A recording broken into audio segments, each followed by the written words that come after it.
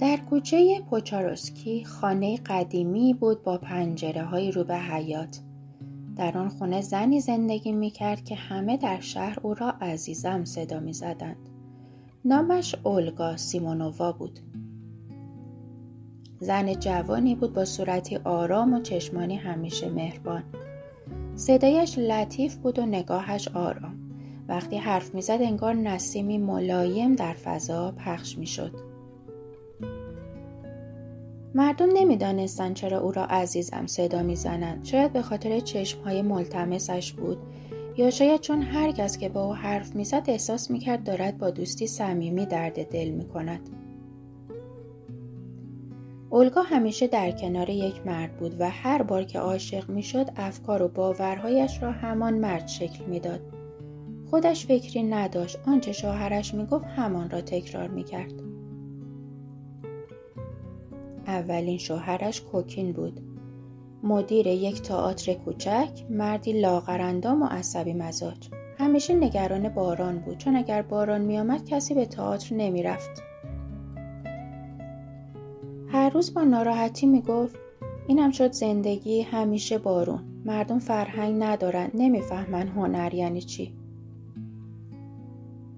اولگا هم با تمام وجود نگران می‌شد. او هم از باران بعدش می آمد. او هم مردم را بی فرهنگ می نامید. صبح تا شب از تئاتر حرف می زد. هر کس با او حرف می زد فکر می کرد با بازیگر یا منتقدی حرفه‌ای طرف است.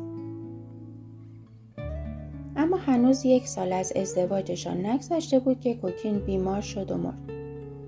اولگا بیوه شد، غمگین و خاموش، اما نه برای همیشه.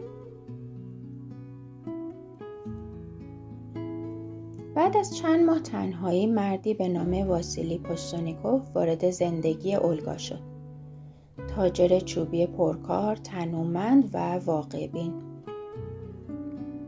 او درباره تئاتر چیزی نمی‌دانست و علاقه‌ای هم نداشت. وقتی با اولگا صحبت می‌کرد فقط از چوب می‌گفت. چوب توس بهتر از بلوط می‌فروشه. بار باید زودتر برسه به بندر. و عزیزم هم مثل همیشه خودش رو وقف اون کرد. حالا دیگر از چوب حرف می‌زد، از تخته، از انبار، از کارگران. انگار خودش سالها در جنگل چوب بریده بود.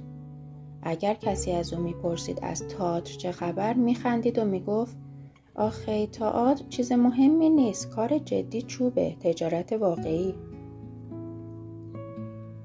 و باز خوشحال بود، اما نه برای همیشه. یک شب زمستانی شوهر دومش هم بیمار شد. چند هفته بعد خبر اومد که در سفر تجاریش بر اثر ذات‌الریه از دنیا رفته. باز هم اولگا تنها شد. مدتی بعد دامپزشک شهر که مردی میان سال و خشک بود خانه کناری را اجاره کرد. او با زن و فرزندش درگیری داشت. از آنها جدا شده بود و تنها زندگی میکرد. اولگا از دیدن او دلش میسوخت. برایش چای میبرد، لباسهایش را میشست، به کارهایش رسیدگی میکرد و کم کم همان ماجرای همیشگی تکرار شد. آنها ازدواج کردند و این بار اولگا حرفهایش رنگ و بوی دامپزشکی داشت. از گاو و گوسفند میگفت، از بیماری گاوی، از داروهای حیوانات، از خارش پوست بزها. و مردم میگفتند چه زن عجیبی. خودش که چیزی نمیفهمد اما عاشق هر کسی که کنارش باشد میشود. چند سال گذشت تا آنکه دامپزشک نیز رفت به جبهه یا سفر و اولگا باز تنها شد. زمانی که دیگر کسی نبود که دوستش بدارد ناگهان پسر دامپزشک به خانه برگشت. پسرکی لاغر، بی‌حوصله و پر از قرولند. اولگا عاشق او شد با مهربانی مادری. پسرک از محبت‌های او دلگیر بود اما زن دست بردار نبود. لباسش را می‌شست، کفشش را واکس می‌زد، برایش کتاب می‌خرید و شب‌ها بالای سرش می‌نشست تا بخوابد. حالا دیگر همه می‌شنیدند که اولگا با لبخند می‌گوید بچه‌ها مهمترین چیز در دنیا هستند. همه چیز برای بچه‌هاست. و چخوف می‌نوشت او خودش هیچگاه صدای درونی نداشت. صدای او صدای کسی بود که در کنارش زندگی می‌کرد و وقتی دیگر کسی نبود صدایی نمانده بود. شبها اولگا کنار تخت پسرک می نشست. با نرمی در گوشش نجوا می کرد. لبخند می زد، دستی به موهایش می کشید و مثل همیشه دلش را برای دیگری می داد.